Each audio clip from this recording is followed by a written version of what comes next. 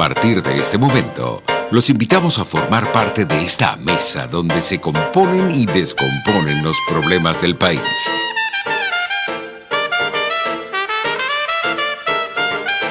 RCR presenta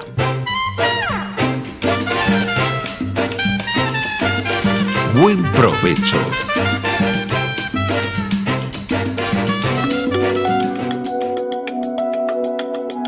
Monitor de Derechos Humanos, con el abogado penalista Fernando Fernández.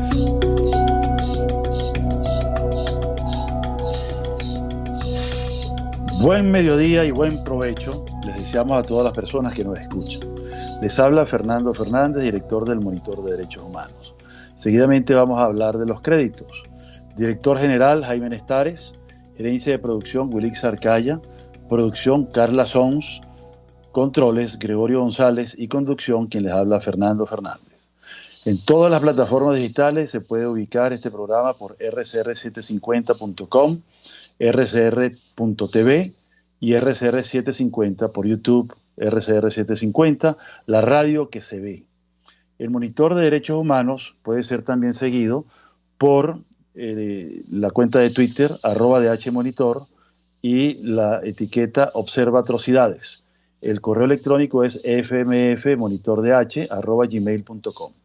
Hoy miércoles 12 de agosto de 2020 hablaremos de la justicia penal transnacional y los dos temas fundamentales de este asunto, que son la justicia, la delincuencia organizada transnacional y el soborno transnacional, que lo vamos a englobar dentro de la conducta corrupta, es decir, la corrupción. Bueno, vamos a empezar ya a conversar sobre esto. Ya en alguna medida tuvimos una participación con la Academia de Ciencias Políticas y Sociales, conjuntamente con grandes profesores de Derecho Penal, el doctor Alberto Arteaga, el doctor Ángel Serpa, la doctora Milagros Betancourt y la doctora Tairi Moya. Y compartimos esta idea porque había una forma de entender cuáles eran los desafíos del derecho penal contemporáneo. Ellos hablaron de la justicia penal interna, de la justicia penal internacional, y yo hablé de la justicia penal transnacional. Este término quizás llame la atención de mucha gente, porque siempre se habla del derecho internacional penal, del derecho penal internacional, pero poco se enfoca sobre el sistema de justicia.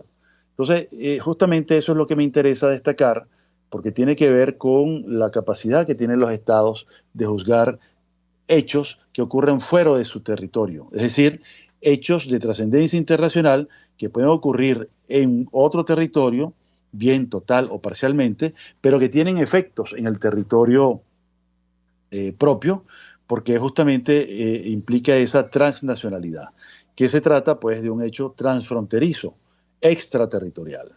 Entonces, vamos a empezar a hablar de los temas con toda la sinceridad posible y que nos caracteriza, tratando de contextualizar. Es decir, estamos en un contexto donde se puede decir con toda propiedad que no es que los tiempos son difíciles, sino que son turbulentos. Turbulentos por toda la connotación mundial que tiene la situación de la pandemia del COVID-19 y también turbulentos por las tensiones que se dan. Pero en el caso que nos interesa es por los casos que se están tramitando y que están bajo investigación o en juicio o en trámites de extradición, y ahí es donde justamente opera la justicia penal transnacional con trámites como por ejemplo la extradición o con investigaciones o con aprehensiones o con ubicación de prófugos o simplemente rescate o recuperación de activos. Entonces, como ustedes se darán cuenta, las implicaciones de la justicia penal internacional son realmente interesantísimas. En realidad la base de esta justicia penal transnacional es el derecho internacional penal. ¿Qué quiero decir con esto? Bueno, que son los tratados emanados bien de Naciones Unidas o de la OEA, o inclusive hay tratados que son regionales, que tienen mucha pertinencia en el análisis que estamos haciendo, porque implican no solamente responsabilidades penales individuales, sino que también tiene una serie de medidas, como son las famosas sanciones internacionales, de las cuales ya hemos hablado en otros momentos, ¿no?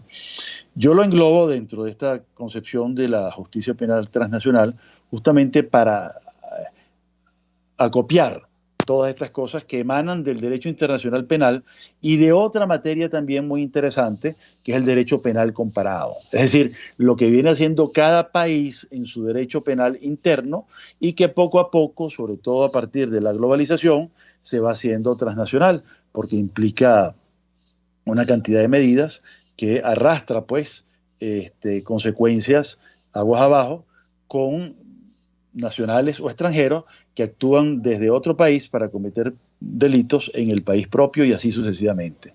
O bien en el país propio, pero para que los efectos se den en el otro país, ¿no? El caso del tema monetario es muy importante para entender este asunto porque tiene que ver con el lavado de dinero y estas cosas, ¿no? Partiendo, por supuesto, de los delitos determinantes, de los delitos fuentes, que están en la base de todo lavado de activos, ¿no? Entonces, los tratados internacionales, les decía, han tenido aportes considerables, ¿no? Quizás lo más importante de los que vamos a hablar tienen que ver con la delincuencia transnacional organizada y también con la corrupción. Pero hay tratados mucho anteriores a esto, ¿no? En el plano económico me refiero. Por ejemplo, el tratado contra el contrabando de dinero, contra la falsificación, del año 1929, creo que es uno de los iniciadores de este asunto, ¿no? Los tratados contra la piratería.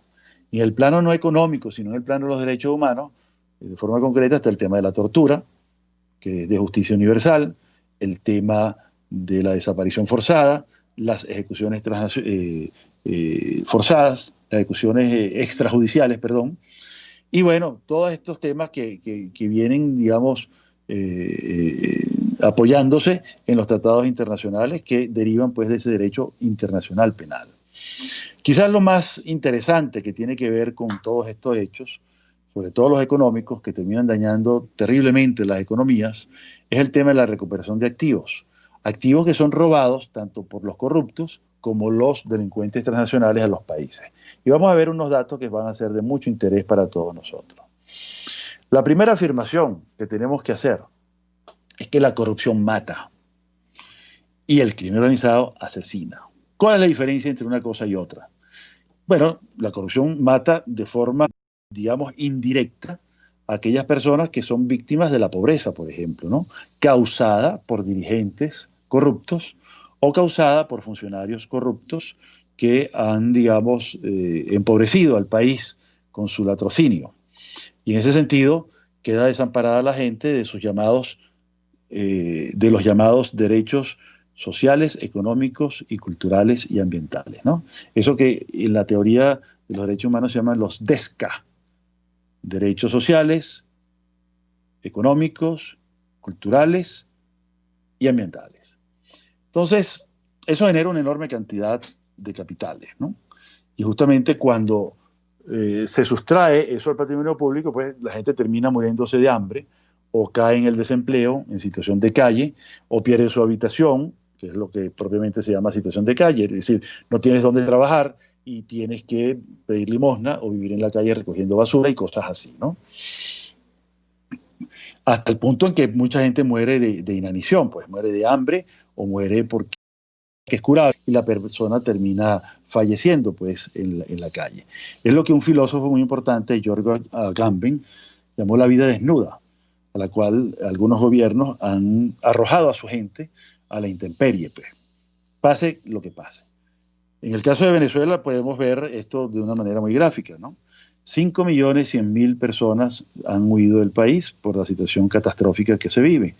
Catástrofe que no es debido a una guerra y no es debido a una calamidad natural, sino que es una catástrofe debido a una política de Estado y al empobrecimiento pues, del fisco, al punto tal pues, que no hay con qué cubrir los gastos esenciales para los hospitales. Por eso decimos la corrupción mata. Ahora, ¿por qué decimos el crimen organizado asesina?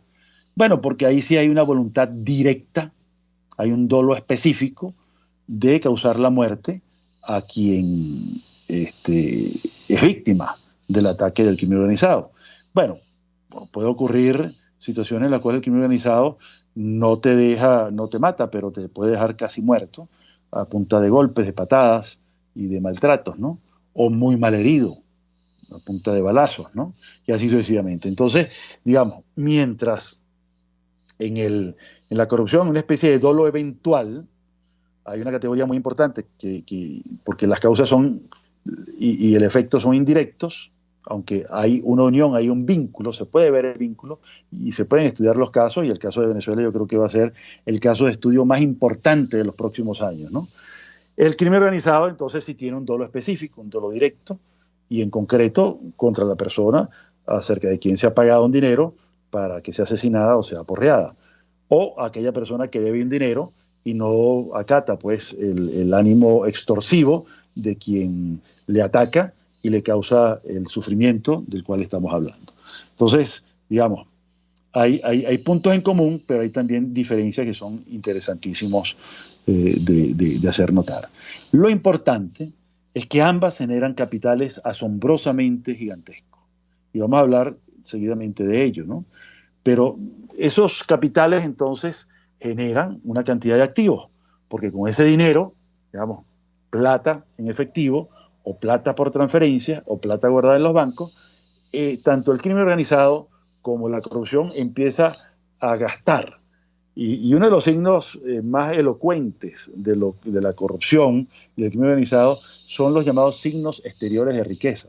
Es decir, el neorriquismo expresado en la ostentación. Es decir, la gente que entonces quiere lucir con gran cantidad de vehículos, con gran cantidad de relojes costosísimos, con vehículos de marca, con ropa de marca, con zapatos de marca, con viviendas espectaculares de varios millones de dólares, en la mayoría de los casos, o inmuebles para oficinas, inmuebles que a veces permanecen vacíos durante años, porque ¿quién se atreve a alquilar un inmueble que sabe que es proveniente del lavado de activos? Y así sucesivamente, ¿no?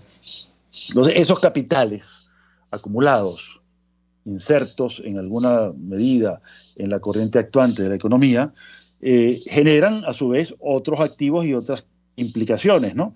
Porque si logran integrarse sin que las autoridades se den cuenta, sin que los bancos se den cuenta, sin que las aseguradoras que contratan pólizas para salvaguardar esos inmuebles que han sido comprados con dinero ilícito, cuya fuente es tóxica desde el punto de vista jurídico, bueno, favorecen a este crecimiento de los activos, y por eso es importante plantear, pues, ¿no?, una posibilidad de recuperación de esos activos. Y es parte de lo que vamos a hablar más adelante cuando avancemos en nuestra presentación. Bueno, uno de los temas más interesantes tiene que ver con los tratados internacionales, y vamos a hablar en concreto de dos: el Tratado de Palermo, llamada Convención de Palermo contra la Delincuencia Organizada Transnacional, y el Tratado o Convención de México, que fue firmada en Mérida, México, en la ciudad de Mérida, en México, el país, ¿no? Y ambos fueron impulsados por Kofi Annan. Pero vamos a empezar a hablar de ellos en el siguiente segmento, porque nos toca hacer un descanso en este momento. Muchas gracias. Usted escucha Buen Provecho por rcr.tv, la radio que se ve. Sintonícenos a través de Periscope, @RCR750, la radio que se ve. ¿Te imaginas unos deliciosos y súper cremosos helados libres de azúcar, libres de lácteos, libres de huevos, libres de gluten, libres de culpas? Te lo tengo. Heladería Vegan Fruit lo hizo posible y aptos para todo tipo de personas. Los heladitos Vegan Fruit los encuentras en los mejores supermercados y tiendas de delicateces. Síguelos en las redes. @heladería Vegan Fruit. Amor vegano y cremoso.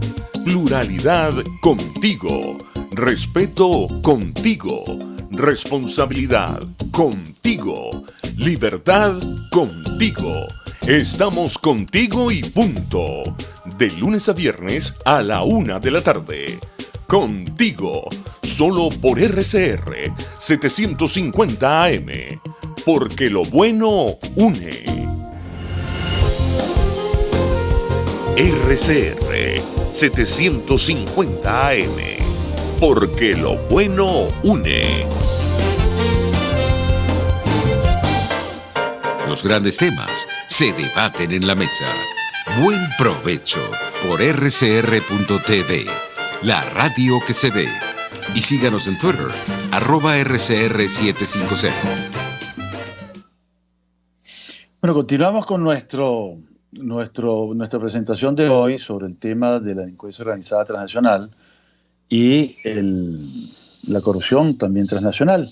Y estábamos comentando al inicio, pues, de los dos grandes tratados, el de Palermo y el de Mérida, México, ¿no?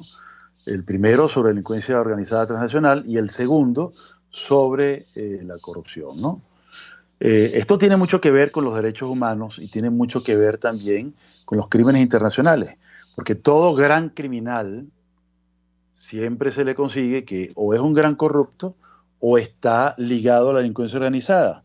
Estos criminales de atrocidades, estamos hablando de jefes de Estado, estamos hablando de militares, estamos hablando de líderes políticos, de parlamentarios, en fin, diplomáticos que se envuelven en estas circunstancias y terminan ocasionando grandes violaciones de derechos humanos y también incurriendo en crímenes. El caso de Charles Taylor, por ejemplo, en Sierra Leona es característico y reúne los tres ingredientes, ¿no? Delincuencia transnacional, corrupción y crímenes internacionales. Y podemos hablar de muchos otros casos, pero no es el tema que nos ocupa hoy, sino hablar de la parte estructural. Decía que hay unas citas que quiero hacer de Kofi Annan, que fue en gran medida el impulsor de estos tratados y le tocó un momento histórico muy interesante. Él dice así, y voy a leer textualmente porque me parece muy importante. Uno de los contrastes más marcados que existen en el mundo actual es el abismo entre lo civil y lo incivil. Cuando digo lo civil, y él lo entre comillas, quiero decir la civilización. 2 puntos. Los siglos acumulados de conocimientos que sientan las bases del progreso. Cuando digo lo civil, repite, también quiero decir la tolerancia, el pluralismo y el respeto con los que aceptamos a los diversos pueblos y nutrimos de ellos nuestras fuerzas. Y por último, quiero decir con lo civil que es la sociedad civil, los grupos de ciudadanos, empresas, sindicatos, profesores y periodistas, los partidos políticos y demás grupos que desempeñan una función esencial en el funcionamiento de toda sociedad. Y ahora viene la otra parte, que es lo del crimen organizado y la corrupción. Por el contrario, dice Kofi Annan, alineadas contra esas fuerzas constructivas, cada vez en mayor número y con armas más potentes, se encuentran las fuerzas de lo que denomino la sociedad incivil. ¿Ok?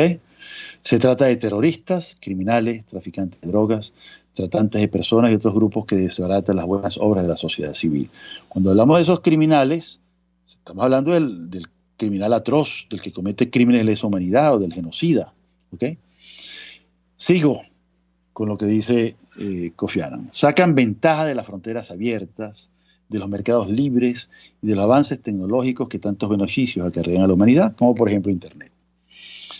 Esos grupos prosperan en los países con instituciones débiles y no tienen escrúpulos en recurrir a la intimidación o la violencia. Su crueldad es la verdadera antítesis de lo que consideramos civil. Son poderosos y representan intereses arraigados y el peso de una empresa mundial de miles de millones de dólares. Pero, y con esto termina la cita, no son invencibles. En otras palabras, parte de la idea de estos tratados de los cuales vamos a conversar y que abren, digamos, el apetito por querer conocer un poco más, tiene que ver con la vencibilidad que estos grupos tienen y es justamente el ejercicio legal de las acciones que sean necesarias para combatirlos, ¿no? Entonces, veamos de los activos que genera el crimen organizado para empezar, ¿no? Por ejemplo, se estima que para 2009, 870.000 miles de millones por año es lo que factura en términos, entre comillas, porque el crimen organizado no declara al impuesto, no declara en las aduanas, simplemente contrabandea y todo lo que obtiene es sin facturas, pues, ¿no? Pero le ingresa y genera activos increíbles, ¿no? 870.000 millones de dólares, ¿verdad? Equivale al 1.5% del PIB mundial. Entonces, si esto es, calculemos, Si el PIB mundial está en 87 billones de dólares, entonces el 1.5 sería el equivalente pues a esa cuestión. Claro que el PIB mundial lícito es mucho mayor, pero el tamaño también del crimen organizado es creciente, ¿eh? Y cada vez más inteligente y astuto. Por esa razón es que hay que proponer medidas fuertes desde el punto de vista legal, para poder acometer efectivamente estas acciones, ¿no? Entonces, en términos de comparación, pues el contrabando y todo el crimen organizado genera casi el 7% de las exportaciones mundiales de mercancías lícitas. Ya ahí las cifras aumentan porque las exportaciones ya son bienes materiales, alimentos, medicinas, etcétera, y ahí se cuelan pues los capitales ilícitos, ¿no? Entonces vamos al tema de la corrupción y vamos a ver primero una opinión muy interesante del Banco Mundial. El Banco Mundial nos habla de una categoría bien interesante porque ellos se dedicaron a evaluar las causas de la pobreza durante años, ¿no? Y en el año 2013 sentaron ya una opinión firme con datos duros, sólidos, bien consolidados y muy bien estudiados, donde dicen, en realidad es la corrupción la que roba a los pobres. Esto es un cambio importante desde el punto de vista conceptual, porque cuando yo estudié, por ejemplo, economía política, en primer año de Derecho, nos enseñó, en el caso mío, Juan Bautista Fuenmayor, dirigente comunista de la generación del 28, hombre sumamente importante, lúcido y era muy brillante, era muy inteligente. Él nos enseñó que la pobreza es causada por el capitalismo, ¿no? Pero no, de acuerdo con el criterio del Banco Mundial y sus estudios, que obviamente son estudios ya actualizados, estadísticos. En la época en que Marx escribió sus artículos se basaba en estudios estadísticos precarios, pues, comenzando la estadística para poder evaluar la economía, la sociedad, la alimentación, etcétera, todas estas cosas, ¿no? Entonces, bueno, ya este es un criterio muy importante, científico, bien acabado, sólido, un dato duro, ¿no? Entonces, veamos qué ocasiona, por ejemplo, y si esto es cierto, ¿no? Partamos del hecho de que hay mucha corrupción en Venezuela, tanto gran corrupción, de la cual vamos a hablar, y pequeña corrupción, de la cual citaremos algunos ejemplos, pero no es el centro de nuestra atención, ¿no? Esto genera pobreza, y veamos en el caso de Venezuela. Ya desde el año 2008 se veían los signos evidentes del empobrecimiento de la población, cuando hubo que quitarle 3 ceros a la moneda, es decir, dividir entre 1000. Ahí tenemos un caso típico. Ya el presupuesto nacional estaba mermando y, bueno, se generaba dinero artificial, dinero sin fundamento, y eso generó una enorme inflación, al punto pues que las cuentas no cuadraban, las cifras no se podían escribir en los cheques, las cifras no cabían en las calculadoras, y así sucesivamente. Entonces, hubo que quitarle 5 ceros después en el año 2018, porque el asunto se fue agravando. Esto es como una bola de nieve que va creciendo. Ese es el gran problema con el crimen organizado y la corrupción, que si no se detiene y se reduce a su mínima expresión, intentando siempre erradicarla, bueno, ella va creciendo como crecen las bolas de nieve en las grandes avalanchas, ¿no? Entonces veamos las cifras duras obtenidas por el Banco Mundial y publicadas por Naciones Unidas, ¿no? Cada año se paga $1 billón en sobornos. Cuando yo leí esta cifra por vez primera, dije, $1 billón. Si estamos hablando de dólares, debe ser el $1 trillion, ¿ok? Porque esa es la forma en que los anglosajones cuentan sus cifras. Yo no, es billón en castellano, quiere decir 12 ceros. No cabe en las calculadoras. Y si se lleva bolívares, mucho menos, ¿no? Entonces, $1 billón es realmente, como se dice en criollo, una bolinaga, una bolota enorme, prácticamente inmanejable, y difícil de escribir en un cheque, no cabe, y tampoco una calculadora cabría. Entonces, ok, pero eso es lo que se trafica. Ahora veamos lo que produce, que es el robo.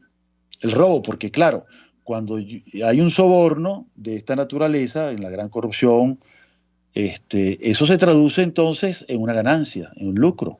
Y ese es el propósito del soborno transnacional, lograr un nuevo negocio o mantener el que ya se tiene. Y para eso es la mordida, el pago, la coima. Entonces, ¿qué ocurre? Se generan 2.6 billones de dólares. Es decir, casi que se triplica la productividad del dólar corrupto o del dinero corrupto. ¿Y por qué dólares? Bueno, porque es la moneda que más se usa en el mundo entero. Algo así como el 75-80% de las grandes transacciones mundiales se hacen en dólares, no se hacen en euros. Euro es más o menos como un 20% y el resto de lo que queda, minúsculos, chiquitos, son con monedas locales. Por supuesto que el bolívar no cuenta para nada. El bolívar dejó de ser una divisa hace mucho tiempo, durante esta administración y la anterior, porque todavía, hace unos 20 y tantos años, todavía el bolívar era cotizado en Colombia, en las Antillas, en los países vecinos, y bueno, y quizás alguna persona podía hacer pagos en el extranjero con bolívares, pues, ¿no? Era todavía una moneda medianamente fuerte. Cuando yo era adolescente y cuando era niño, era una moneda súper fuerte, con un valor equivalente al dólar y, digamos, tan divisa como podía ser el dólar o la libra esterlina, que era la moneda más cara en ese entonces. Entonces, el franco suizo, el marco alemán, eran las grandes monedas de cuando yo era niño y adolescente, ¿no? No existía el euro, por supuesto, ¿no? Entonces vemos, pues, que el impacto es enorme. Ahora, ¿a qué equivale este tema? Al 5% del Producto Interior Bruto Mundial. Ya estamos hablando de cantidades impresionantes, ¿no? Genera más dinero, pues, la corrupción que el tráfico de drogas, ¿ok? Que genera cantidades impresionantes también. Pero, digamos, la corrupción es más rentable, porque es un delito más silencioso, un delito menos escandaloso, que requiere menos logística y menos gastos, y sobre todo se puede hacer una medianoche, pues, donde nadie ve a las partes interactuantes. El soborno siempre es un delito entre dos. No estamos hablando del soborno extorsivo, que es aquel en el cual la víctima tiene que pagar porque si no la matan, que es típico, pues, de la delincuencia organizada, o si no le caen a golpes, ¿no? La aporrean, la maltratan, la hieren, o la amenazan con destruir a su familia. Eso es soborno extorsivo, por lo tanto no entra dentro de la cuenta del soborno y de la corrupción internacional. Fíjense ustedes que esto ha generado, en el caso de Venezuela, una situación muy grave, ¿no? ¿Por qué? Porque una gran corporación, una ONG de la sociedad civil, llamada Transparencia Internacional, viene evaluando lo que piensan los hombres y las mujeres de negocios respecto de cada país. Es decir, dónde te piden dinero para hacer una inversión, dónde te piden dinero para inscribir una empresa, dónde te piden dinero para hacer un trámite de cualquier naturaleza y así sucesivamente. Entonces, año a año se entrevista a unas 100.000 personas de ambos géneros y estas 100.000 personas dicen, para el año 2019, es decir, el que acaba de concluir, que Venezuela está entre los peores. De 180 países consultados, no la totalidad de los países, sino 180. Recordemos que una ONG no tiene tanto poder como para llegar a los 200 países que existen, pero 180. De ellos, Venezuela está ubicado en el puesto número 176. Es decir, casi de último, casi de los peores, en la percepción de estas personas, ¿no? Luego tenemos mapas de la corrupción. Veamos, en los mapas de la corrupción, donde se habla ya de casos judiciales, casos que han sido tramitados mediante el debido proceso ante tribunales penales, requiere eso de una acusación, esa acusación requiere a su vez de una investigación policial para llevarla luego, pues, al juicio, y bueno, terminan muchas veces con pruebas tan contundentes, tan aplastantes, que la gente termina admitiendo. En los 21 casos que están identificados en el mapa de la corrupción mundial de Venezuela, todos han sido aclarados gracias a la declaración de culpabilidad. La declaración de culpabilidad en el sistema norteamericano, que es donde más se han tratado estos casos, porque los que tienen mayor presión sobre ese tema, eso tiene sus raíces históricas, después podemos hablar de eso, ¿no? Ellos han conseguido, pues, que miles de millones de dólares han sido utilizados para sobornar y para obtener enormes ganancias, aún no cuantificadas totalmente. Pero nada más que pensemos el caso de la gran compañía brasilera, que hizo grandes contratos acá en Venezuela y que los consiguió todos a punta de sobornos, ¿no? Entonces, ahí están esos casos ya sentenciados y estamos hablando de cantidades asombrosas, ¿no? El primer país que ha tenido casos ya sentenciados en los Estados Unidos, porque se trata justamente de soborno transnacional, es la corrupción transfronteriza, es China. El segundo es Nigeria, el tercero es México, también Argentina y también está Venezuela. Está en un lugar nada prestigioso, digamos, ¿no? Entonces, bueno, ¿cuál es entonces el alcance de la justicia penal transnacional? Tiene un alcance impresionante, ya vimos los casos judiciales y a eso corresponde la FCPA, la Foreign Corrupt Practices Act, que es la ley anticorrupción. En Venezuela tiene exactamente los mismos presupuestos, que es el pago en el extranjero de dineros para obtener un negocio o para mantener el que se tiene y pago por una empresa venezolana. Eso sería el supuesto. En el caso de los Estados Unidos es al inverso, ¿no? Una empresa que tiene su branch o que tiene su casa matriz en los Estados Unidos paga un soborno en Venezuela para obtener un negocio o mantener el que ya tiene. Ese es, digamos, el supuesto judicial. Vamos a interrumpir unos minutos mientras hacemos revisamos pues las próximas plantillas y cuando regresemos vamos a continuar con las sanciones internacionales. Muchas gracias.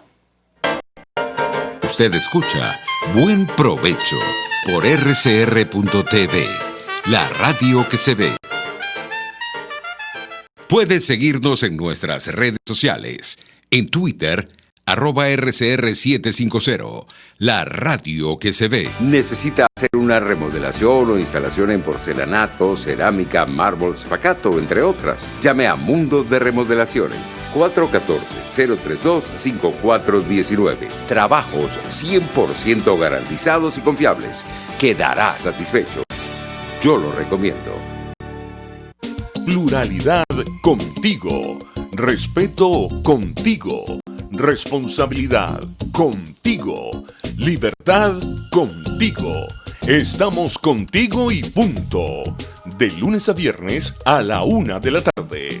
Contigo. Solo por RCR 750 AM. Porque lo bueno une. ¿Tú crees que el régimen es tan idiota como para poner a alguien tan poco creíble en una grabación en cadena nacional? Para nada. Para mí eso es totalmente deliberado. Ahora, ¿cuál es el fin de eso? Es lo que yo no he llegado a descubrir todavía. Esos son los cubanos. Tumbar el mito de Diosdado Cabello. En este momento, si me preguntan a mí, se está tramando dos cosas. Número uno, la desaparición total de Diosdado Cabello. O número dos, el regreso glorioso de Diosdado Cabello.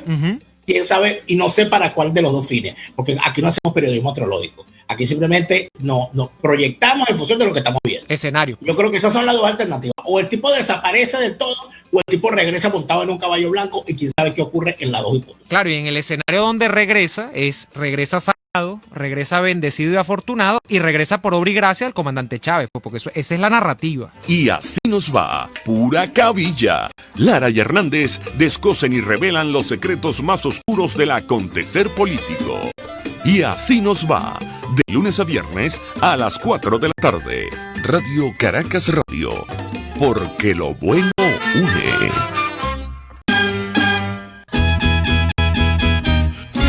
Una ventana para las propuestas y denuncias de las comunidades populares de Venezuela.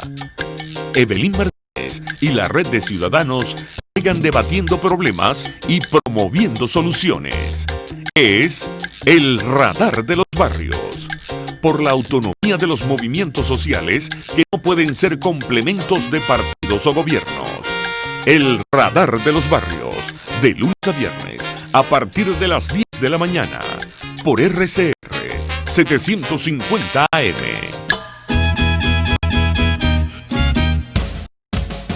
Mingo, ¿y qué te dijo tu vecina hoy? Mingo.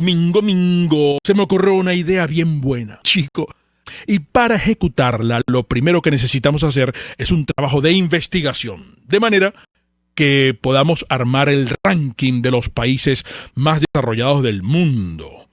No me veas así, chico. Que no he llegado al meollo de mi plan. Y ahora es que se pone bueno. Una vez listo ese ranking, tendremos que acercarnos a los gobernantes esos países para ofrecerles a Venezuela en comodato o arrendársela por un tiempo. Ajá, así como estás oyendo, Mingo, no te asustes, que no estoy promoviendo que nos invadan potencias extranjeras ni nada por el estilo. Es tan sencillo como entregarles Venezuela a los países desarrolladísimos, tipo Alemania, Noruega, Singapur, Suiza, Japón, Canadá o Estados Unidos. Eso sí, en comodato o en concesión o en arrendamiento, solo por un tiempito, el que sea necesario para que nos pongan al país como una tacita de oro y a funcionar de nuevo. ¿Tú sabes en qué estado se encuentra Venezuela en este instante? Sería tan sencillo como que ellos se vienen con todo lo que van a necesitar, que se traigan hasta los tornillos, mi amor. Nos ponen todo pepito, ponen en marcha las industrias básicas, todo lo que está dañado, recuperan su inversión, obtienen algunas ganancias, ¿por qué no? Y cuando se les acabe el contrato, ya tendremos a una camada de venezolanos entrenados y listos para asumir el control de nuestro país. Dije camada, Mingo, no camarada. Cónchale, chico, estás muy chistosito, pero piénsalo y me dices qué te parece mi idea. Ese sí es un plan país, no. Cambio y fuera. Por todos los medios, con Mingo, de lunes a viernes a las 8 de la mañana, por RCR, la radio que se ve. RCR 750 AM, porque lo bueno une. Los grandes temas se debaten en la mesa. Buen provecho por rcr.tv, la radio que se ve. Y síganos en Twitter, @RCR750. Muy bien, estamos nuevamente por acá. Decíamos que la justicia penal internacional se compone entonces de varios ingredientes, ¿no? Uno es el derecho internacional penal y otro es el derecho penal comparado, ¿no? Y bueno, hablábamos un poco de la FCPA, la Foreign Corrupt Practices Act, que es la ley de actividades corruptas en el exterior de los Estados Unidos, que corresponde pues al derecho comparado, y también habíamos hablado anteriormente de la Convención de Palermo y la Convención de México contra la delincuencia organizada, la primera, y contra la corrupción, la segunda. Entonces la FCPA tiene que ver con el derecho comparado. Pero hay también otros ingredientes muy interesantes. Por ejemplo, recientemente se ha cubierto un tema muy interesante, que es la legislación Magnitsky, que se entronca, viene de los Estados Unidos básicamente, pero también ya está en algunos países de Europa, está también en Canadá, y bueno, y poco a poco va creciendo la bola. La Unión Europea tiene su propia legislación para salvaguardar el Estado de Derecho y la democracia. Y todo tiene que ver entonces con un tipo de penalidades que se le llaman sanciones internacionales, que son medidas de tipo financiero, de tipo diplomático, de tipo económico, de tipo comercial. Incluso puede haber sanciones de tipo hasta deportivo. Las hubo en el caso de Sudáfrica por violación de derechos humanos, como el apartheid. Y así entonces encontramos pues que esta es una nueva vertiente de esa justicia penal transnacional. Es básicamente administrativa, no es judicial.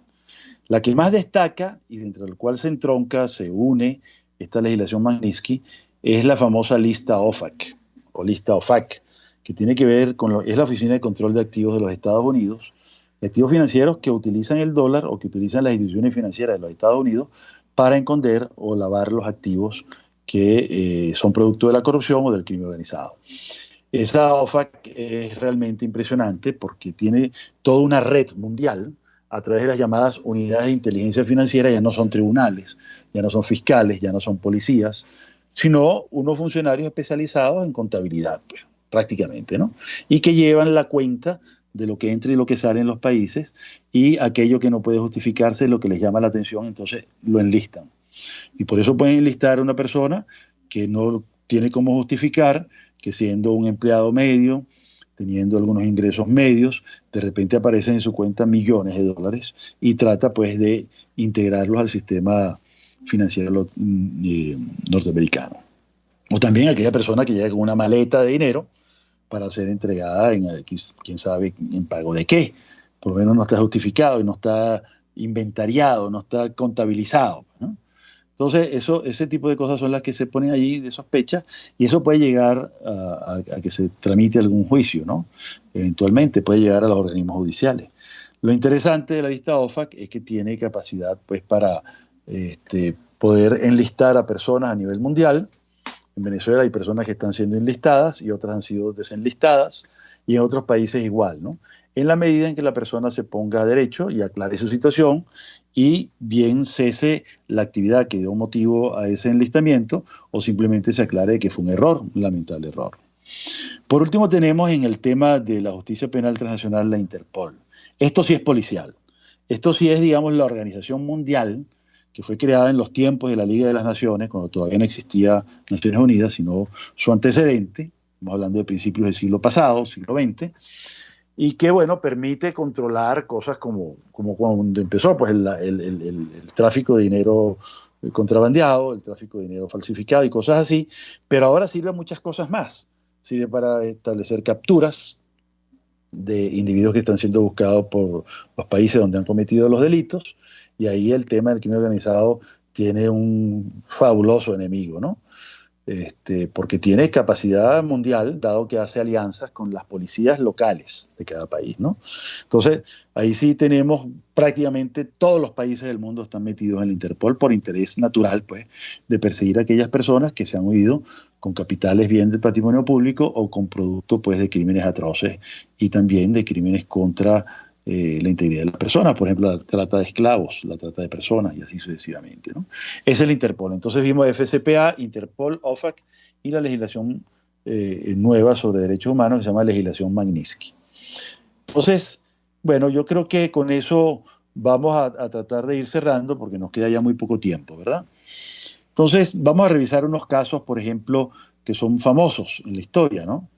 En cuanto a sanciones internacionales, los casos más interesantes, porque son extremos, son el caso de Corea del Norte y el caso de Sudáfrica. Corea del Norte tiene sanciones de Naciones Unidas, Corea del Sur tuvo sanciones de 160 países cuando existía el apartheid, inclusive toda la mancomunidad británica, eso que se llama la Commonwealth, sancionó a Sudáfrica con medidas de tipo deportivo, es decir, tenían prohibición los jugadores de rugby de ir a jugar rugby con el equipo surafricano en razón de que estaba integrada exclusivamente por blancos y existía el apartheid.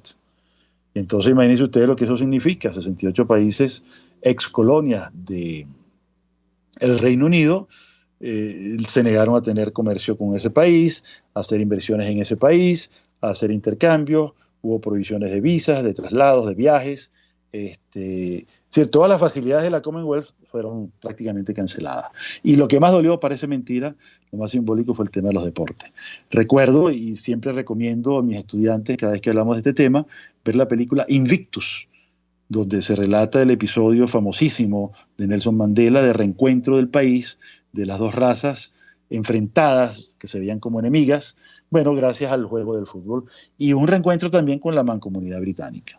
Y el cese del apartheid, que fue lo más importante en ese caso, ¿no? Corea del Norte, pues, es otro caso gravísimo por sus implicaciones en temas de producción de armas de destrucción masiva. El otro caso, totalmente fuera del lote de los más sancionados, es Cuba, que solo un país lo sanciona, que es los Estados Unidos. ¿Y por qué? Y mucha gente dice, bueno, es que por culpa de las sanciones es que se ha entronizado la dictadura en Cuba. No, el problema es que no ha habido solidaridad en términos de las sanciones de los otros países. Si se hiciera como se hizo con Sudáfrica, o como se ha... en Sudáfrica yo creo que es el caso más emblemático, porque todavía Corea del Sur se mantiene a pesar de que prácticamente el mundo entero lo ha sancionado, ¿no? Naciones Unidas en bloque. Entonces, pero en algún momento tendrá que haber una transición. Bueno, yo creo que estamos ya a punto de cerrar, estamos con el tiempo ya cumplido y voy a ir a las conclusiones entonces, ¿no? En primer lugar, lo importante para que funcione este sistema de justicia penal internacional tiene que haber cooperación internacional, primero en la investigación, en la represión y lo más importante, la recuperación de activos. Hay un programa de Naciones Unidas sobre eso, se llama el programa Estrella, el programa STAR. Por supuesto hay que utilizar todas las herramientas financieras, de inteligencia financiera, la Interpol, etcétera, ¿no? A nivel interno tiene que haber un combate frontal a la corrupción grande y a la pequeña. La pequeña es la de las alcabalas, por ejemplo, la del matraqueo, y la grande es la enorme, Cadivi. Yo creo que tiene cantidad de casos que contar en esa materia, ¿no? Tiene que haber, además, un combate a la delincuencia organizada transnacional y también a las pandillas locales, que es un tema bien importante, porque en algún momento se entroncan, ¿no? Tiene que haber una educación universal de calidad. Recordemos que no es solamente la masificación, sino la calidad. Recordemos la revolución de la inteligencia de Luis Alberto Machado. Tiene que generarse condiciones de prosperidad y generación de empleos para que la gente no esté en situación de calle y recobrar los niveles de bienestar que tenía Venezuela.